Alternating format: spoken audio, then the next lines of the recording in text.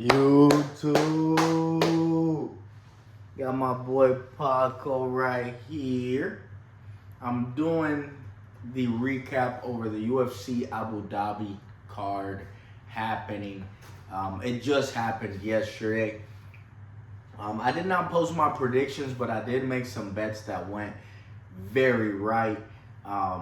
Doing the recap, that way if some of you guys didn't see it since it was like kind of overnight, I could let you know what happened. Renier de Ridder, Robert Walker was the main event. Renier de Ridder won that fight. Some people saw it happening for Robert Walker.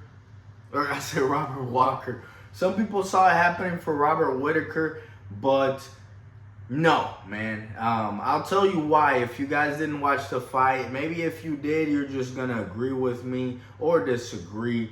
Just let me know what y'all think at the end of the day. But I think Renier de Ridder had the more significant moments in the fight.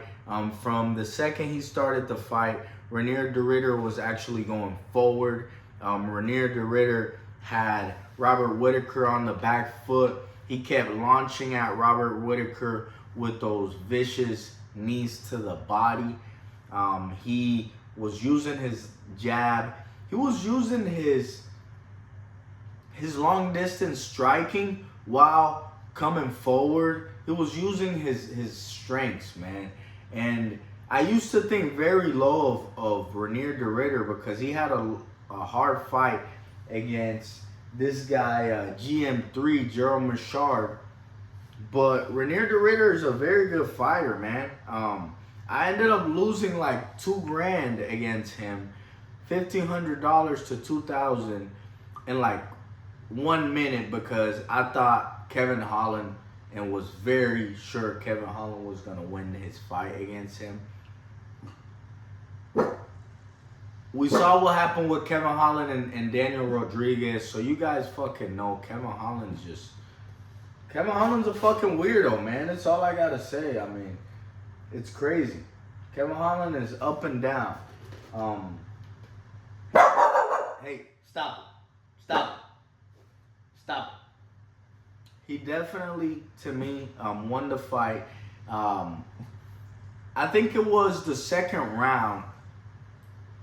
He had Whittaker hurt with a knee to the body. Like, just the one he knocked out Bo Nickel with. But he had Whittaker hurt with a knee to the body, one of those hard knees. And at first it was really hard for him to take Bo Nickel down. But Bo Nickel, after getting his body softened up, was conceiving takedowns, was being kind of okay conceiving positions. Another thing,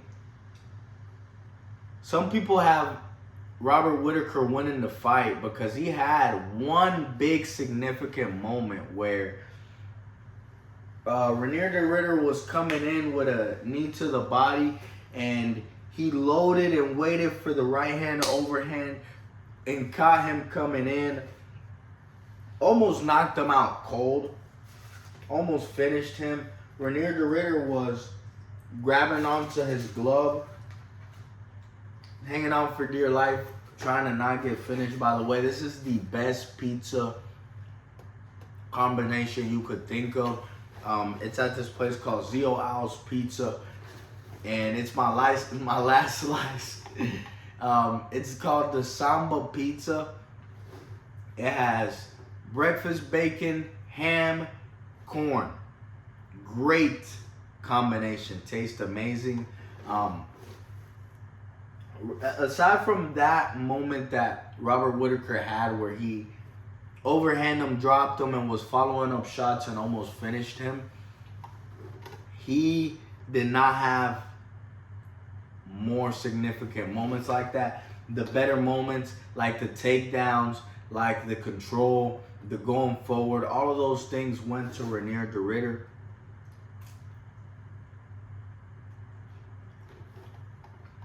And at times it seemed like Robert Whittaker was kind of gassing out. So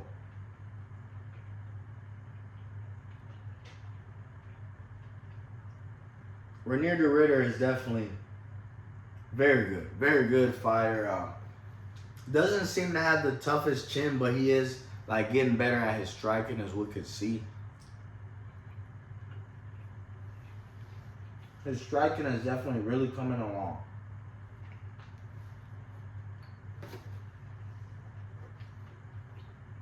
He has a record of 21-2. Never lost in the UFC up to this point. And the guy that he lost to twice was this Anatoly Malikin guy. So let's see how everything goes at the end of the day. But I think Renier de Ritter has a great future in the UFC. Very tough. He's improving a lot. Let's see how it goes. But I think he's a great fighter. Moving on to the next fight.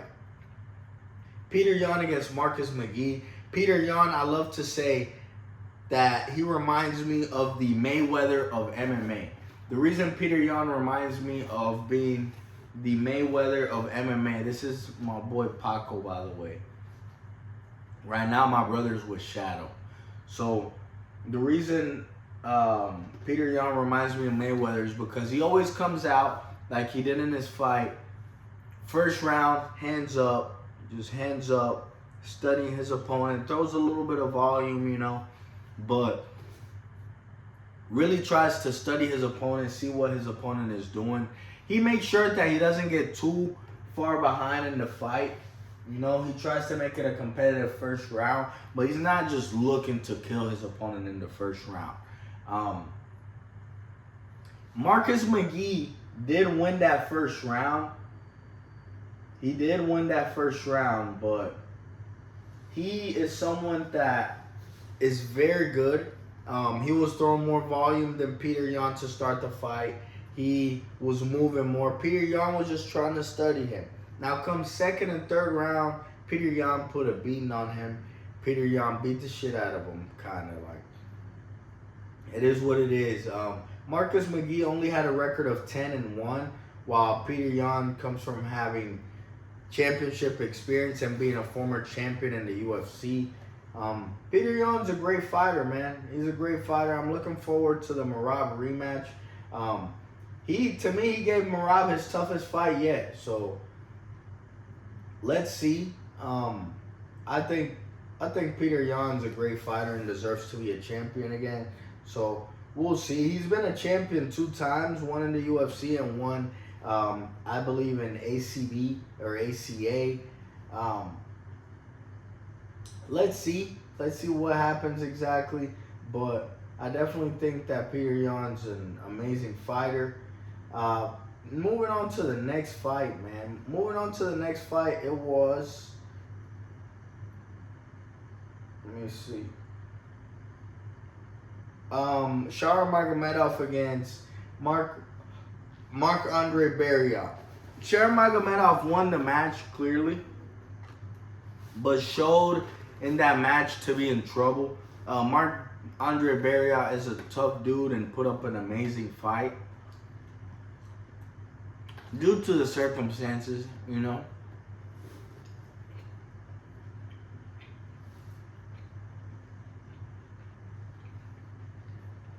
In the beginning of the fight, you know, Shara Magomedov was moving a lot, being elusive, keeping his distance, using his jab, his kickboxing, his nice flashy strikes, which he definitely knows how to use correctly. But I'd say, I think it happened at the beginning of the second round or in the middle of the second round. Marc-Andre landed a hard elbow to him and broke the guy's nose, Shara Magomedov. And Shara definitely showed his toughness because he recovered quickly after being hurt. I'm sure he was dazed, but he just recovered quickly. He made sure to just not...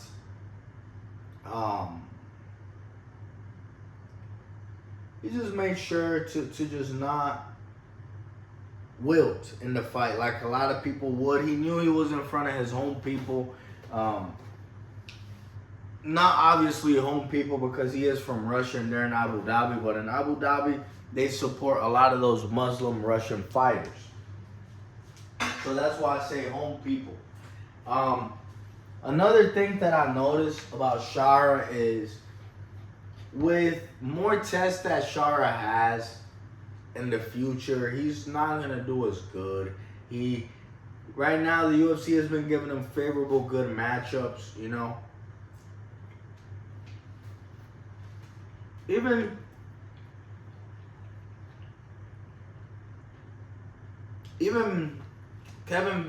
Michael Venom Page, which they gave him that matchup, like you see that Michael Venom Page is someone that like is a striker only. So Shara Magomedov has been given favorable matchups in every one of his UFC fights. He's not gonna do that great, but he is a very good stand-up fighter. Not gonna lie. He was able to, you know, reel himself back and win a decision, but it wasn't too impressive. As a lot of people definitely had him knocking out Marc-Andre Barrios.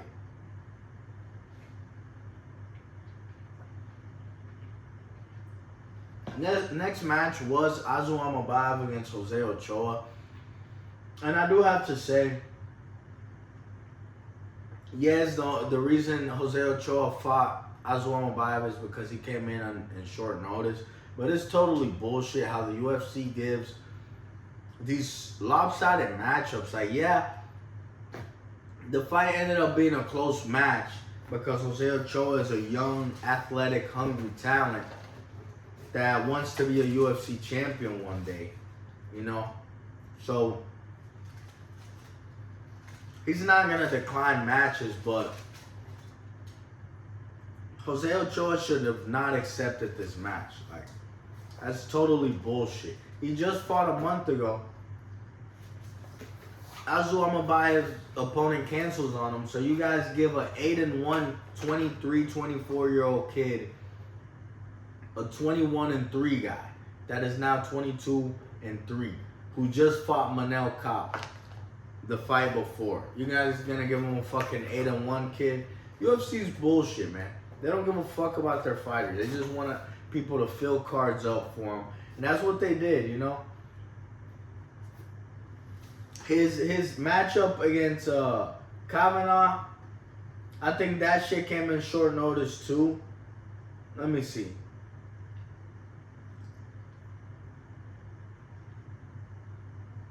Nah, that one wasn't in short notice, but like UFC don't do anybody no favors. That's just how they are.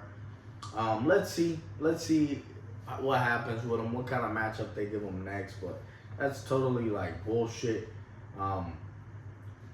I hope that the UFC just, I don't know, man. I just hope that I don't hope for them to do anything, man. Actually, I haven't even talked to you guys about the fucking fight. Fuck the UFC though, because of matchups like this that they do, where they basically throw someone that just fought a month ago against a fucking tough motherfucker.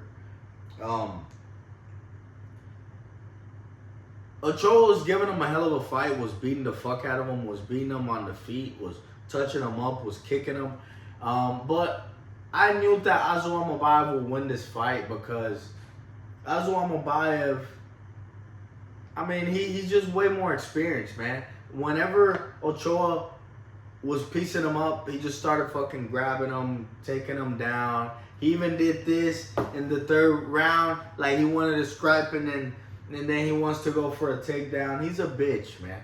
Azul Amabayev is a fucking pussy because fucking whenever he fought Manel Kape, who's really has the same experience as him, he looked like a straight fucking. He was running away, bro. You got cheap shot, but at the end of the day, you got fucking TKO'd trying to wipe your eyes and shit, bro. Get the fuck out of here, nigga. It's a fight. Now you want to come in this fight and just shoot for a takedown. He did that in the last round.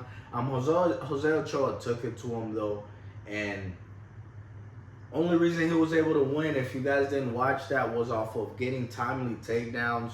Ochoa threw up submissions. He tried. But all in all, Azul Amabayev just kind of controlled him and got points.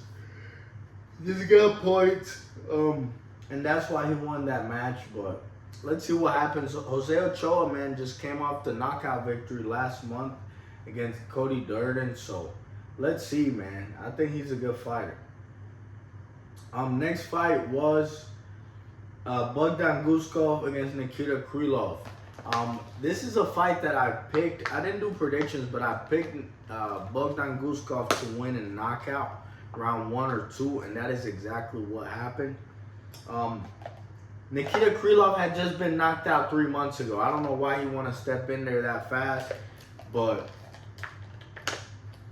what the fuck is wrong with you, big dog? That's why you got knocked the fuck out in the first round in this match. By the way, I did pretty good on bets. If you guys want me to post my bets, let me know. But I did pretty good on them, man. I picked this guy and I bet on him. Bogdan Guskov, at first, Nikita Krylov was a little tricky, like he always is. He's good, you know. He's kind of fast, but Krylov slipped up, got hit with an overhand, and just got knocked the fuck out at the end of the day. I mean, that's really it. Got knocked the fuck out. If you don't have a big, like if you're not a big finisher, you can beat Nikita Krylov is gonna give you a good fight. But if you're a big finisher, a lot of times you're gonna finish this guy. It happened in the first round, so there's not really much to talk about there, honestly. Nikita Krylov won the match, or lost the match.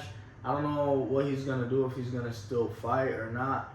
But Bogdan Guskov looks very good going forward. Another fight that I liked a lot was Bryce Mitchell against Said Nurmagomedov. All in all, I do think this was a great event. Especially that main event fight, Renier de Ridder against Robert Whittaker, was an amazing fight to me. But talking about Bryce Mitchell and Said Nurmagomedov, I was predicting Bryce Mitchell to win the fight by decision, and I bet on that. And the reason why is because Bryce Mitchell is just a bigger dude, more physical guy that's coming down from featherweight to bantamweight. So I'd love to keep going, seeing how he's going, and how he's doing. There's a big chance that dude's gonna be like top 5 for sure, if not top 3. He could even be a fucking champion because he can wrestle with the best of them. So let's see what happens, man. But he can wrestle with the best of them. We saw it was a back and forth type fight with Said Nurmagomedov and him, but he just had the better moments. In the first round of that fight, he came out being very aggressive, moving forward. He was beating Said Nurmagomedov.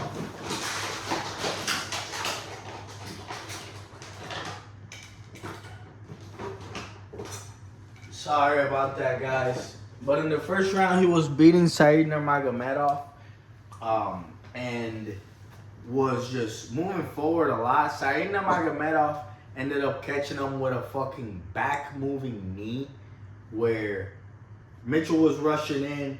Boom, Said kneed him while moving backwards, dropped him, and landed on top of him. That is where he definitely lost that first round. Second and third round,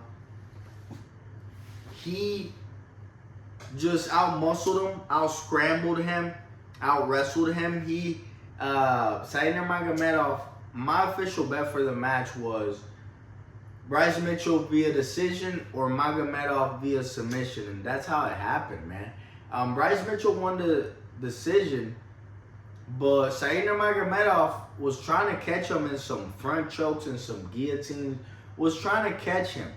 And Bryce Mitchell was able to be aggressive, shoot in, piece him up a little bit on the takedown, shoot in. And when Said Nurmagomedov will go for that guillotine, he was able to scoop up his legs, turn the side control right away, advance since Saeed is just moving backwards. So just scoop up those legs, get to side control, and keep himself safe from that guillotine. So good adjustments made by Bryce Mitchell. At some point, Saeed Nurmagomedov reversed him because Saeed Nurmagomedov is a very, very good fighter. But Bryce Mitchell was able to either stand up, reverse him back, was able to just secure the better positions. And Bryce Mitchell, man, he has a lot of fans everywhere in the world. Bryce Mitchell actually has a lot of people that are Muslim people that support this guy. I support Bryce Mitchell. The internet wanted to hate him because of some shit he was saying, dude. Let everyone have their own fucking opinion, man. That's why I have a YouTube channel. It's not because I want to be fucking famous and all this shit off of this. No, I just want to have an opinion, and I want people to talk to me about my opinion. So if you guys ever want to disagree or agree with me, just let me know, man. Comment with me. But yeah, Bryce Mitchell has a lot of fans, dude. Very successful fighter. I think he's gonna be top 3, if not a champion, dude. He could even be a champion moving down in the weight class. Let's just see. Muslim Salikov fought Carlos Leal, and Muslim Salikov was a heavy underdog. I did not bet this fight. Muslim Salikov knocked him the fuck out in 40 seconds. It's insane. 42 seconds. He fucking hit him with a counter right hook. Boom.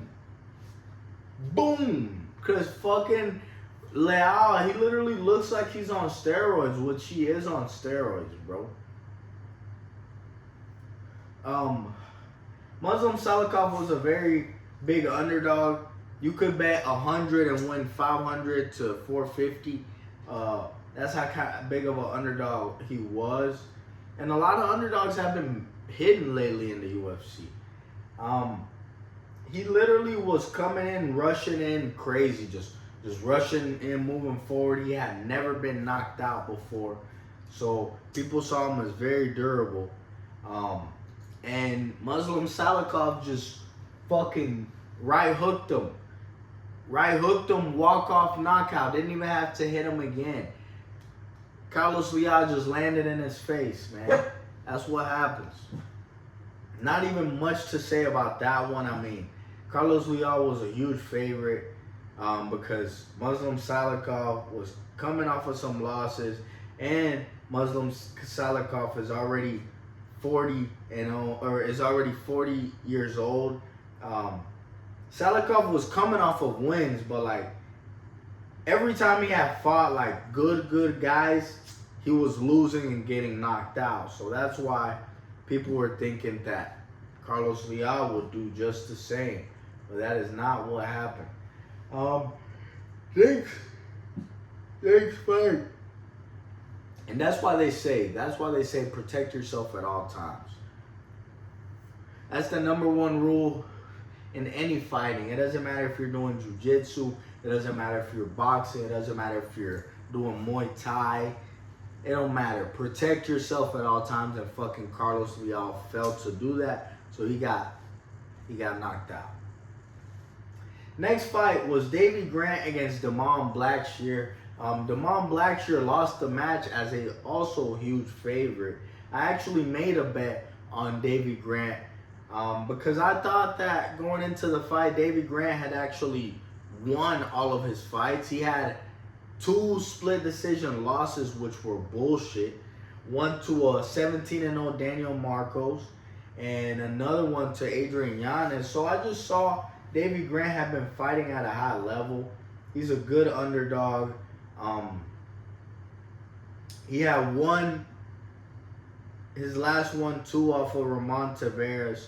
So that's why I think that's why I had David Grant coming in. Let's see exactly what happens. Let's see with him because he's now 39 years old. Damon Blackshear was taking him down and looking pretty good to start the match, but he wasn't. He wasn't. He just wasn't tough enough, man. Sadly, he just was not tough enough. He just wasn't. He had been like he had been fighting easier opponents, and this guy Davy Grant, when the first round passed, yeah, Damon Blackshaw won that round, but Davy Grant is a wild dude, has fought way higher level competition, and was just backing him up, bringing the fight to him, beating the fuck out of him against the cage, stuffing takedowns, defending. Even Damon Blackshaw put him in a submission in the first round, but he was defending, dude. David Grant's very experienced, man, and obviously trained very hard for this fight. He's a fucking beast, man. 39 years old, beat the fuck out of this guy. That's what I like to see, dude. Age is nothing but a fucking number. It's all about the state of mind. So, great fucking match, great fight. Damon Blackshaw is still a good opponent and put up a great fight. It's just this dude, Davy Grant, man. It says that he's won 3 out of his last 5, but the dude is actually should be in a 6-fight winning streak.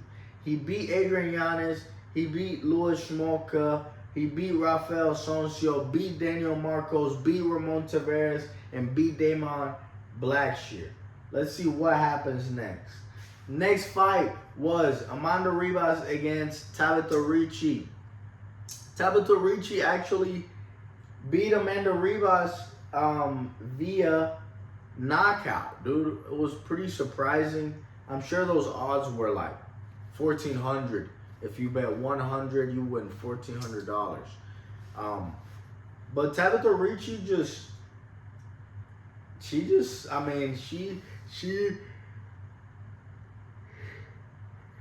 was the more solid fighter, more imposing fighter, which I thought Amanda Ribas would win this fight, because Amanda Ribas usually is just she becomes imposing and gets better as the fight goes on and the fight goes deeper. But even though Tabitha Ricci was an underdog, she came out. It was a close fight till that point, but she just was able to not let Amanda Ribas dictate the fight. In the second round, got her up against the cage and literally elbowed the fuck out of her, put her elbow in her eye, and that is why that fight finished early.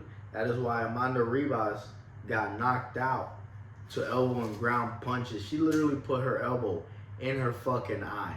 So I'd like to see you get an elbow in the eye. I've gotten punched in the fucking eye and it doesn't feel good at all. Feels terrible. Let's see you get an elbow inside of your eye, and let's see how you react, big dog. If you're saying Amanda Ribas is weak because you bet on her. Fuck you, Nick. Nah, I'm playing. I did bet on her, but I'm not mad that she lost. I only bet like $100. And that's something I want to talk about. In this card, man, I ended up winning like $1,000. And I was just betting smaller amounts. I was just betting on props, man. I bet underdogs like Davy Grant. I bet fucking Bryce Mitchell winning by decision. I bet Bogdan winning by knockout. I bet fucking Peter Yan winning the match. I bet Renier de Ridder winning his match. You know, he's an underdog. I ended up betting Billy Alicana, the big underdog, against Ibo Aslan, winning his fight too. I bet him winning his fight via decision, and that is what happened. Ibo Aslan, Turkish power guy, man, came out and was just not doing enough, not swinging enough. Some of these dudes, hey, stop it, Paco. Some of these dudes get built up records and they show up and they're just not into the fight. Billy Alicana, 8-2 record. At the time, it was 7-2. Have fought tougher guys. Tough guy, man. Billy Alicana has more experience. He's a good fucking fighter, man. He had a decision win as an amateur against Brian Battle, so that should fucking mean something, you know. Great fighter though, great fighter, Billy Ancalana. I mean, he's not the greatest fucking fighter, but he's not bad at all. I see this dude moving forward and gonna keep being an underdog and gonna keep proving people wrong. So let me know what y'all think about that fight. I think Ivo Aslan just didn't swing enough, didn't do enough, and Billy Ancalana, even though he didn't have his best fight either, he just had the better moments. He did more. He won the decision. Next fight was Stephen Gwen against Muhammad Yahya. Muhammad Yahya was in that card because he's from Abu Dhabi and the UFC wanted to put him there. That's usually where he fights, but it's not that Muhammad Yahya is a great fighter. He's not really the best, sadly, but hey, it is what it is, guys. Muhammad Yahya, from the beginning of the fight until the end, was getting beat up hard. Beat up very hard. Like, from the very beginning of the fight until the end, was just getting beat up. He was getting knocked down. Steve Gwen is not that good, but he looked great because he was fighting against someone that's just, like, he's just not the best fighter. So let's not even put too much stock on that win. He did land hard. It was a doctor stoppage because basically he knocked him down so many times and hit him so many times that his eye was literally like this, swollen like this, and it was just a bad fight. The doctor went in there to stop the fight. They called it off because if the fight would have kept going, that would have been a more gruesome injury and more damage that was not needed. So good thing that they stopped that fight at the end of the day, honestly. First fight of the night was Martin Buday against Marcus Buchecha. Be quiet, Chef. Be quiet, Paco. Yes. Martin Buday ended up winning the decision. I had Martin Buday winning the decision. I made a bet on that because he just has way more experience. Marcus Buchecha is a dude with a deep resume in jiu-jitsu. Stop it. He's in the Jiu-Jitsu Hall of Fame, IBJJF Hall of Fame, all these Hall of Fames. But going into the match, I made two bets.